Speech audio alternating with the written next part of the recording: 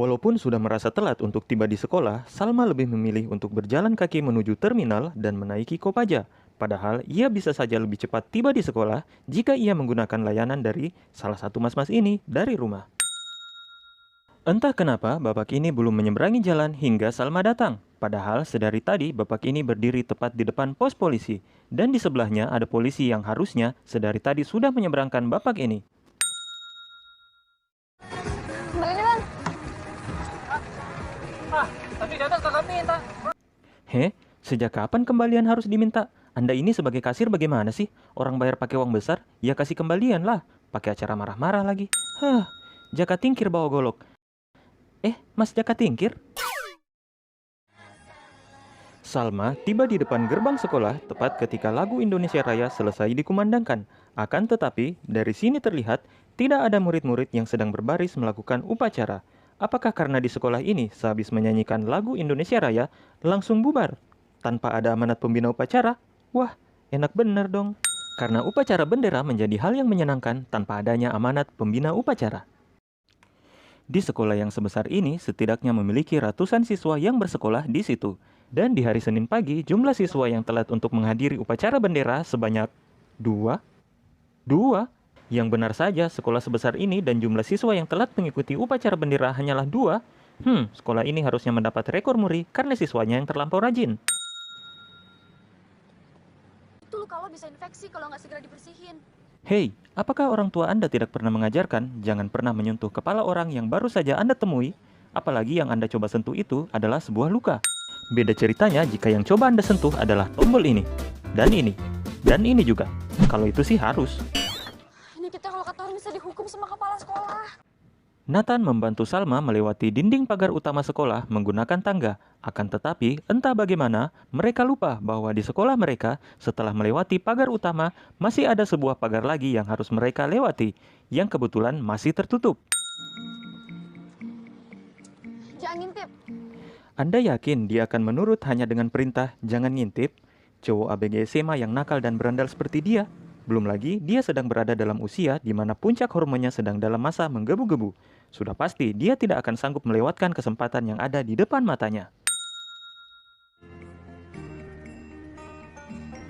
Lo nggak ikut masuk?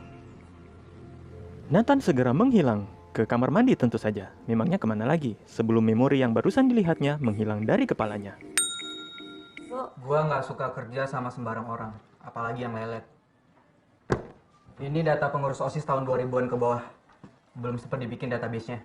Ketua OSIS yang tidak suka dengan orang lelet, namun memiliki database pengurus OSIS dari tahun 2000-an yang belum dikerjakan hingga tahun 2016.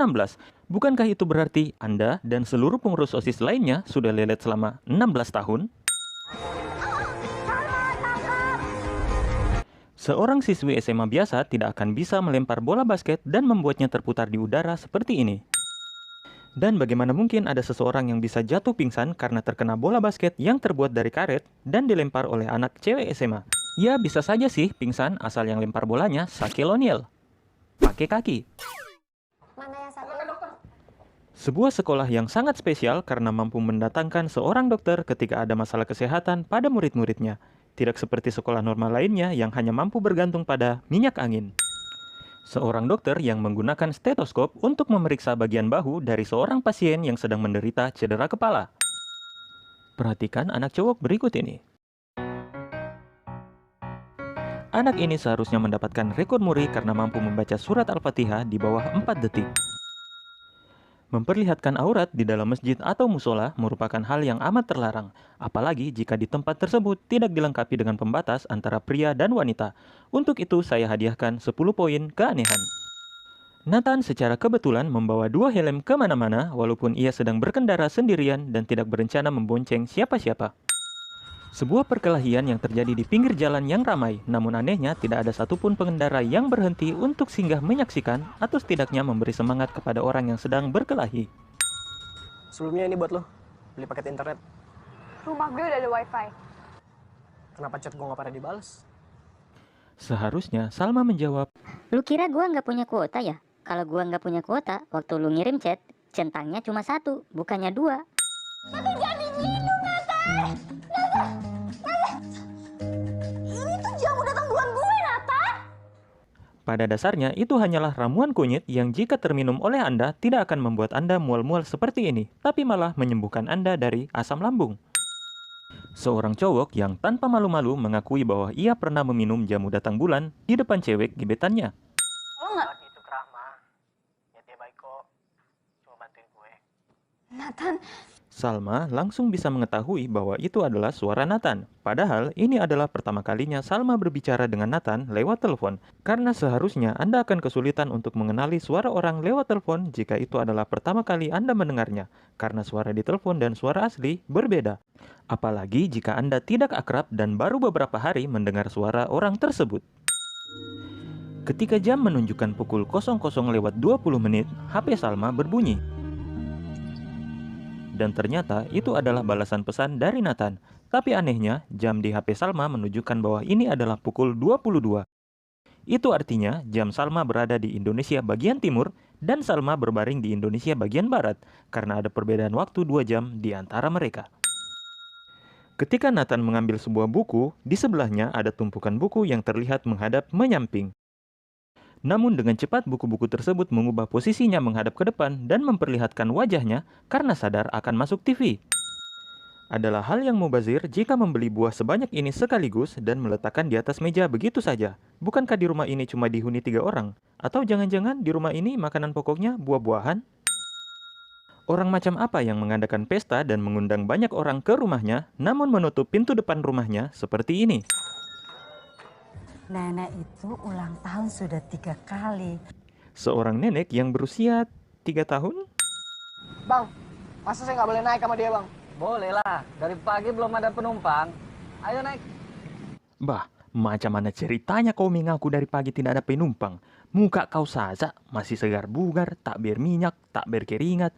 Pasti kau baru aja keluar narik ini, bukan dari pagi kan? lo suka gue dari mananya sih? Dari celana dalam.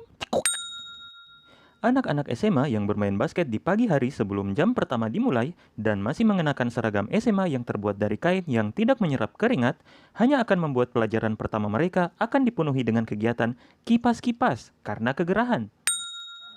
Running programnya kakak udah numpuk. Kebanyakan malware.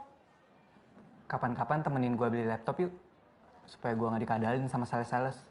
By the way, laptop Anda kebanyakan malware dan itu jelas-jelas bukan salah laptopnya, apalagi salah salesnya.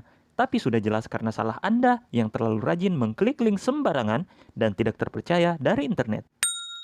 Kurang lebih selama 5 menit mereka berdua berada di sebuah bangunan kosong yang dipenuhi perabot usang yang penuh debu dan sarang laba-laba. Namun anehnya mereka berdua tidak pernah bersin sekalipun. Hidungnya dari besi. Sebuah rumah sakit yang berniat membuat pasiennya buta dengan menyediakan tayangan dengan kualitas seperti ini. Sewaktu memeluk ibunya, Nathan terlihat menyakiti ibu yang disayanginya dengan menginjak kakinya. Tapi anehnya, Nathan seolah tidak merasa kalau sedang menginjak. Ibunya seolah tidak merasa kalau sedang terinjak.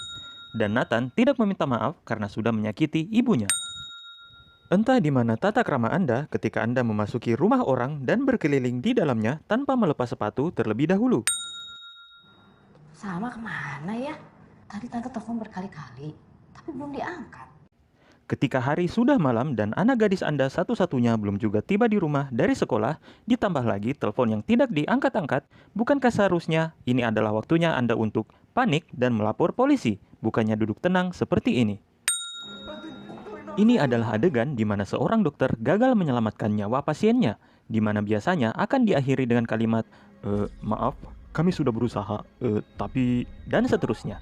Tapi di sini, dokternya langsung pergi tanpa berkata apa-apa. Untuk itu, mari kita beri bonus 5 poin untuk Pak Dokter yang benar-benar nyata karena tidak mengikuti kalimat yang ada di sinetron. Seorang anak yang ingin memegang ibunya untuk yang terakhir kalinya, namun entah mengapa berusaha dicegah oleh orang-orang yang ada di situ. Memangnya apa salahnya sih? Takut jadi zombie? Atau takut malaikatnya nggak jadi datang? Kenapa lo nggak angkat telepon Nathan? Loh, emangnya kamu angkat? Di dalam kelas? Di saat jam pelajaran? Emangnya boleh? Ketika ada sebuah pemakaman, biasanya yang pulang paling terakhir adalah keluarga dekat dari orang yang dimakamkan. Dan di sini terlihat yang bertahan di pemakaman adalah keluarga Nathan dari pihak papanya. Di mana keluarga mamanya Nathan? Orang tua, saudara, sepupu, kok nggak hadir? Apa iya mamanya Nathan tidak punya keluarga? Masa dia muncul begitu saja dari lab begitu? Atau mungkin tumbuh dari kebun? Nathan dan Salma janjian untuk bertemu di pagi hari sebelum kelas dimulai, yaitu jam 10:15. Wah, memangnya sekolah ini masuknya jam berapa? Kok siang amat? Rumah ini atas nama papa, dan papa mau jual. Kamu harus tinggal sama papa. Di saat Nathan dimarahi oleh papanya, ada seseorang yang mencoba merekam kejadian itu dengan menggunakan kamera. Ya, siapa lagi kalau bukan Mbok Ija? Karena di rumah ini kan cuma ada Nathan dan Mbok Ija.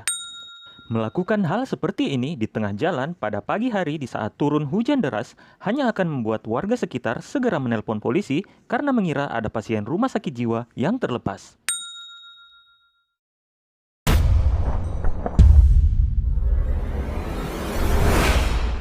Weh alah, sok-sok romantis kamu, sok kasih perhatian. Kayak sinetron Korea aja. Ke lapangan segera. Demikianlah hal-hal aneh dalam film Dear Nathan. Terima kasih buat kalian yang sudah menonton sampai habis. Jangan lupa tinggalkan subscribe, like, atau komen. Dan sampai jumpa lagi dengan saya di salah satu video selanjutnya berikut ini.